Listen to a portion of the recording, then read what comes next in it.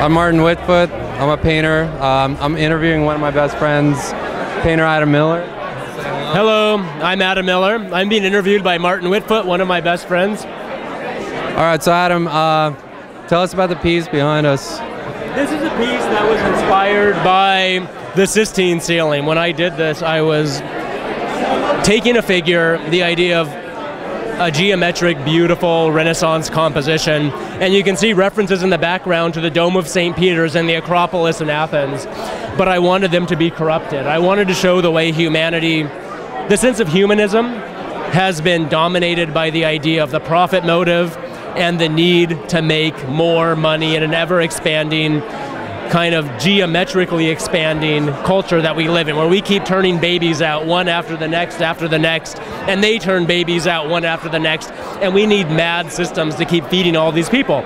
So that's what I've painted here. I've painted the point where the system has collapsed, and yet we can look back to the humanist ideals that gave us our Constitution, and they gave us our system of justice that we live under, and put the two against each other to kind of remind us of the madness that we're indulging in right now. And that's what I was thinking when I made this painting. And it was also a really great excuse to just paint a beautiful body.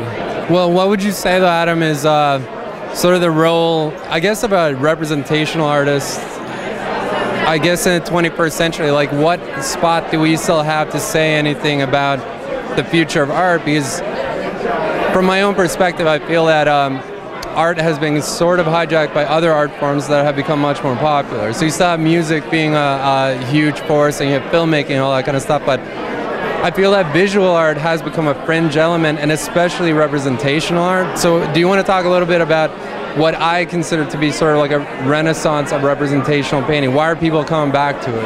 I think people are coming back to painting for the same reason they're coming back to Brussels sprouts. We live in a society that's all about the event. If you create an event, you can sell tickets to it, and that's how capitalism works.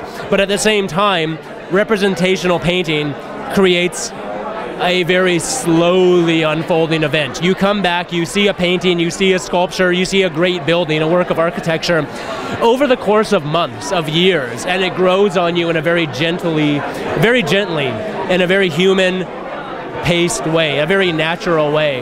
And so I think by doing representational art, we're rebelling against the system that says we are going to create a spectacle, whether it's bullshit or not.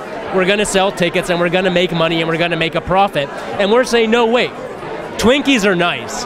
Have a Twinkie, that's great. But we're going to give you Brussels sprouts.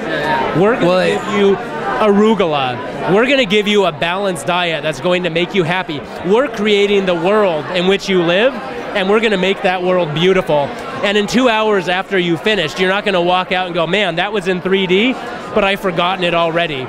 You're going to go down and you're going to see David on the street corner in Florence continually, year after year after year. Your children will see it, their children will see it, and their lives will be enriched, and they'll be made more philosophical, more compassionate, and more human by it. And I think that's what we're doing. And the challenge of representational work is we're talking about people. So at the same time, we're reminding you of your mortality.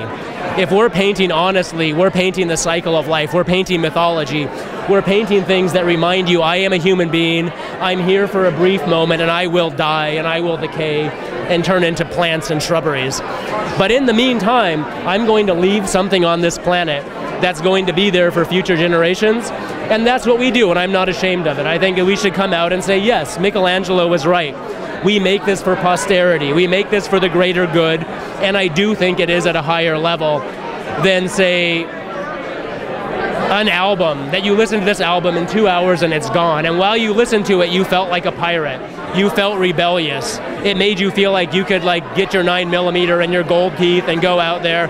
And you took on that persona through the representation that came to you in the music. And when it was over, you became you again. It's almost like a drug addict. You now are in withdrawals because you're left as a mortal standing on the street corner wondering, why am I here? And we make you look deeply at that, and I think that's the value of representational painting.